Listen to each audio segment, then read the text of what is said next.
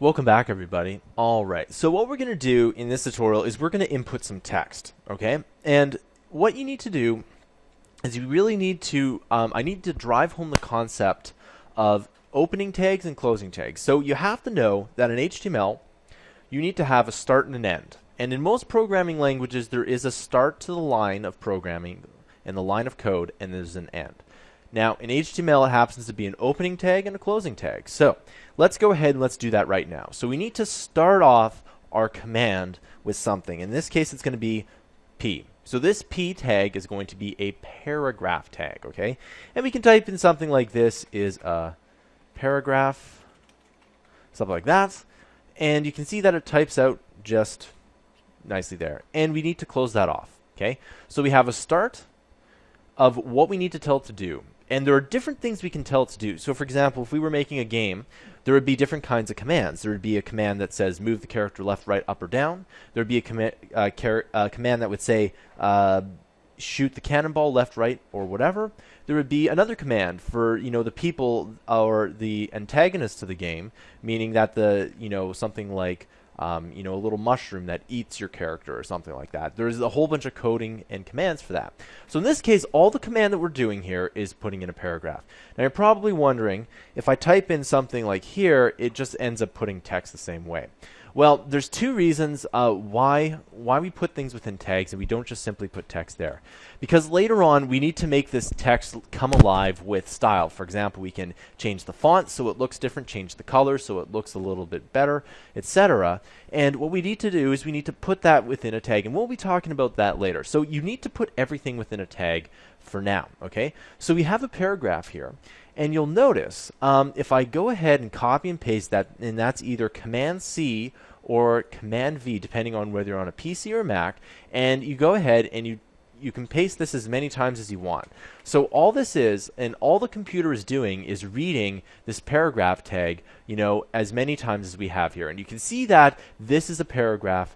And it just keeps on saying this is a paragraph. So I'm just going to go ahead and delete this. And by the way, you should be typing out and you should be doing everything that you're seeing here, because again, to be a very good programmer, you have to do it. It's not something you can think about. You have to go ahead and do that. Okay? So we have this as a paragraph. And what happens if you wanted, let's say, this next line of text? You can say like, learning HTML is so awesome. And you wanted learning HTML to be on a different line. So you wanted what you wanted is this is a paragraph to be on one line and learning HTML to be on other line. So all you have to do is put in a tag called break.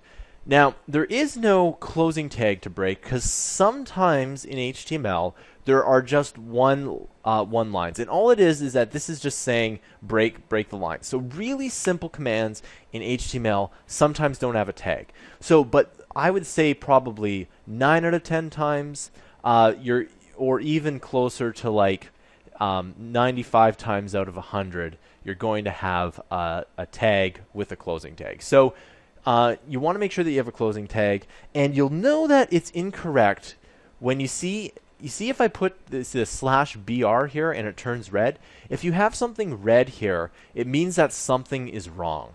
So if you're going and typing along and you happen to cross one of these rare tags that don't have a closing tag and it's red, that means it shouldn't be there. And you'll start to know which ones have tags and which don't. But for the most part, again, most tags in HTML have a closing tag on it, okay?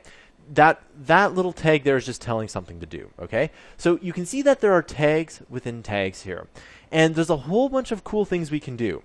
So let's say we wanted learning HTML to be in bold, okay? So what would we do? Well, let's go ahead and let's put a B, okay? And a B makes it bold. It's pretty simple, and you can see that the text here right on the output, because again, JSBin, what it does is it renders it right away, is just simply makes the text bold.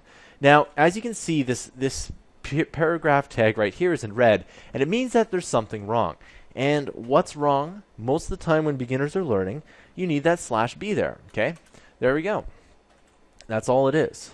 So we just put /B, and there you go. All right, and there we go.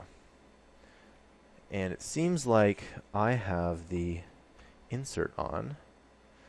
And then all you need to do is put awesome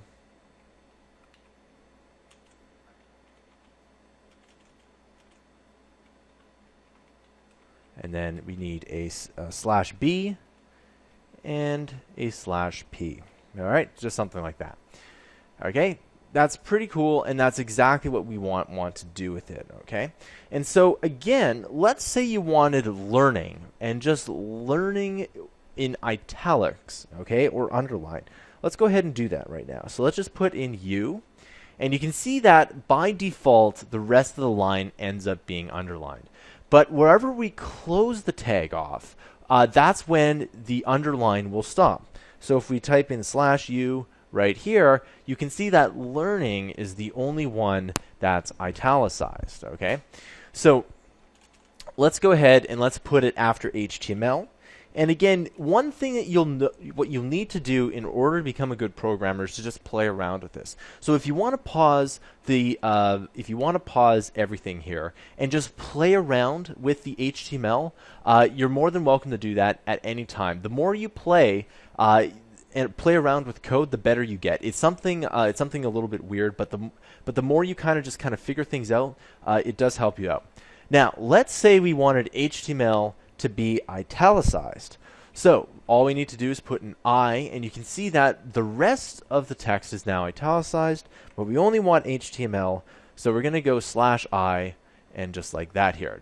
All right, and just make sure that slash is in there. Okay, there we go. So let's just take a look at these tags here. So what I've highlighted here is going to be in bold, and you can see that everything's in bold because we start off the tag here and then we end it here. All right, and the underline goes all the way to the end tag, okay?